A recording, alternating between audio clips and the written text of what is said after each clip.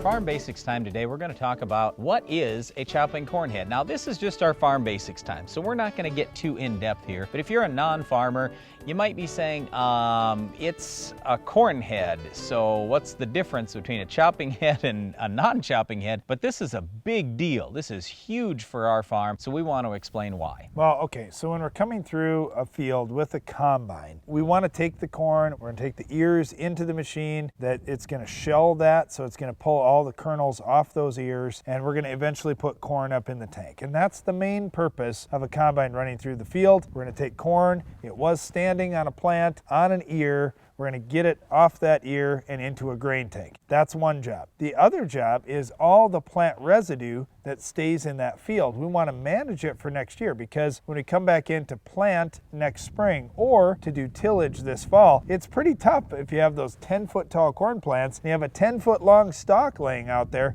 How do you chop that thing up easy without getting it all tangled in your equipment? Before the chopping corn head came out, what we would often find is we'd have great big stalk pieces that would fall over, and in the spring we would try to go plant, and what would happen is when we're planting in the spring, it's cold and it's wet. And so think about any plant, even if it's dead plant material, when it's cold and wet, is it easy to cut through that?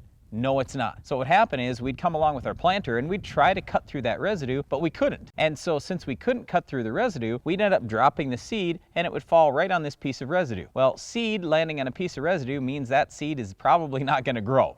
So that's not a good thing. The other issue is we would have problems with this residue breaking down real quickly for us, because the whole point is last year's residue, or what we're combining right now, once that breaks down, that leaves nutrients for the next crop. So we want it to break down as quickly as possible so we get nutrients going into that next crop. That's a great thing. But if we have great big pieces, then the bacteria have a more difficult time getting inside that and breaking that all down. It just takes a lot more time. If we can slice that plant open, split it, cut it into small pieces, now the residue can get broken down much faster, and it's real easy to push to the side. We don't have to even cut through it anymore when we go along to plant, so we're ending up with better plant stands, faster residue breakdown, and you know what, even a little bit warmer soil. Okay, there were a couple of ways that we could chop these stalks up. So farmers used to run through fields with combines, and they still do in some cases today. Then they'd come back with basically like a big lawnmower, and they call it a stalk chopper, and then they'd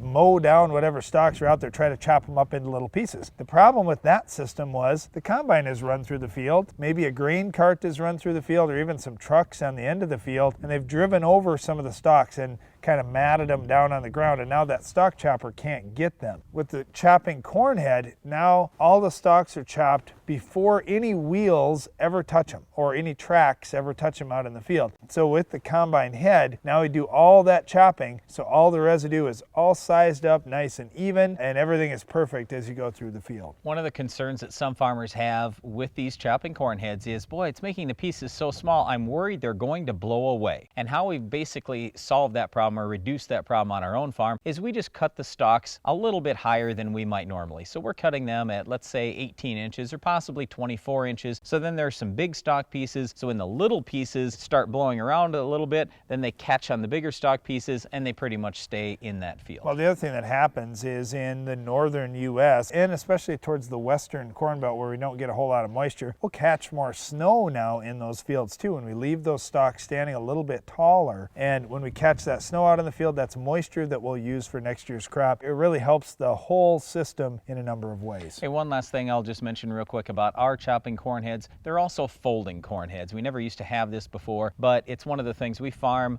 about 10 miles away from the largest city in the Dakotas. And driving down the roads, you never know what kind of people you're going to run into there. Chances are it's not a farm person. They have no idea what's going on, and they're driving as fast as they possibly can without any regard for what else is on the road. So we really like it when we can fold up the outsides of our corn head and go pretty narrow down the road. It just makes it that much safer. Well, chopping corn heads are certainly a nice thing. Many farmers have adopted them into their systems. One thing that they don't completely solve for us, though, is weed control. We'll show you how to stop this week's Weed of the Week coming up later in the show.